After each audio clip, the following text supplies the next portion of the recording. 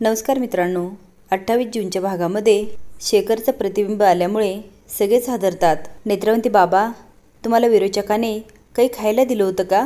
शेखर म्हणतो, नाही, मी तिच्या हाताने का खाईल? नंतर सगळ्यांना कळतं फाल्गुनीच्या प्रतिबिंबाने शेखरला ज्यूस दिलेलं असतं। ह्या सगळ्यामध्ये नेत्राला जरा गरगरल्यासारखं वाटतं। इंद्राणी म्हणते, नेत्रा, तुला किती वेळा सांगितलं, तू स्वतःकडं आणि तुझ्या बाळाकडं लक्ष दे। आता विरोचकाचा जो काय विचार करायचा ना, तो मी करते। केतकी म्हणते, नेत्रा, तुला माहिती आहे ना, माझ्या प्रतिबिंबाने तुला ज्यूस दिला, त्यामुळे बाळाला काही झालं तर? ते काही नाही, तू पहिले हॉस्पिटलमध्ये जा आणि चेकअप करून ये। आवरण्यासाठी नेत्रा स्वतःच्या बेडरूममध्ये जाते आणि पोटाला हात लावत असते। तेवढ्यात रुपाली येते आणि म्हणते, काय आहे का व्यवस्थित बाळ? आता नेत्रा घाबरते आणि पोटावरचा हात काढते। रुपाली म्हणते, कशी ग नेत्रा तू? आता मला माहीत झालं ना तुझ्या पोटात बाळ आहे, आणि काळजी नको करू। मी एक विरोचक म्हणून नाही, तर आजीबाई म्हणून त्याची चौकशी करायला आली। आणि काय ग, तुझ्या हिमतीची दाद द्यावी लागेल। इथे मी एकेकाचा फोटो ह्या भिंतीवर टांगायला निघाले। ह्या घरामध्ये कोणी जिवंत राहतं की नाही हेच माहिती नाही, आणि तू निघाली बाळाला जेलमध्ये यायला। तुला काय वाटतं, ह्या बाळाला तू खरंच जेलमध्ये येणार? थांब, मी बघते माझ्या नातवाला। ते हात लावायला जाते, तेवढ्यात अद्वैत येतो आणि तिला जोरात ढकलतो आणि म्हणतो, नेत्रापासून लांब राहायचा। रुपाली म्हणते, आधी मी आजी म्हणून आले होते, तू पण ना तुझ्या बापासारखाच बिनडोके। अद्वैत म्हणतो, नेत्रा, तुला हिने काही केलं नाही ना? रुपाली म्हणते, नाही रे आधी, मी कशाला काय करू? आता ती दोघांना चिडवते आणि निघून जाते। आता अद्वैत आणि नेत्रा हॉस्पिटलमध्ये जातात। डॉक्टर म्हणतात, नेत्रा, तुला कित्येक वेळा सांगितलं, स्वतःची काळजी घेत जा, आपण सोनोग्राफी करूया, म्हणजे आपल्याला सगळंच कळेल। आता एक नर्स येते आणि सोनोग्राफीचे रिपोर्ट देते। ते बघून डॉक्टर चांगलीच घाबरते।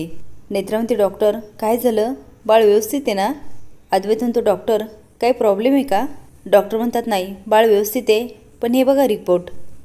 आता ते दोघं रिपोर्ट बघतात आणि हादरतात। डॉक्टर म्हणतात, ह्या रिपोर्टवर नखं मारल्याच्या खुणा आहेत, कदाचित काहीतरी टेक्निकल प्रॉब्लेम असेल, पण तुम्ही काळजी नका करू, बाळ व्यवस्थित आहे, बाकी मी बघते। घरी सगळेजण विचार करत असतात की प्रतिबिंबापासून वाचायचं कसं। इंद्राणी म्हणते, आपण कोडवर ठरवूया। आता बघा ना, रुपाली जे प्रतिबिंब बनवते आणि त्याला आदेश देते तेवढंच ते ऐकतं। आपण जर काहीतरी कोडवर ठरवला तर तो रुपालीला कळणार नाही। तनू म्हणतो, मला कळालं, जे पोलीस करतात तसंच ना? फाल्गुनीला काही कळत नाही, तो आता समजावून सांगतो। इंद्राणी म्हणते, करेक्ट। ते आता दार उघडते आणि बाहेर कोणी ऐकते की काय हे चेक करते। दार लावून म्हणते, आपण सगळ्यांनी फक्त हे म्हणायचं, मी काय म्हणते?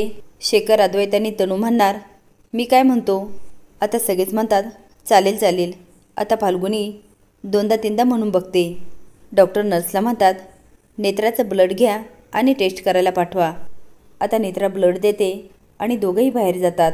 ते आता नारळाचं पाणी पित असते, तेवढ्यात एक बाई येते आणि तिच्याकडे बघून स्माईल करत असते। तिचं राहणीमान अगदी जोगिनीसारखं असतं।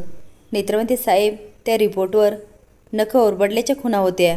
आता तिला आठवतं, ती सकाळी उठते। अद्वैत म्हणतो, काय गे नेत्रा, रात्री काय झालं होतं?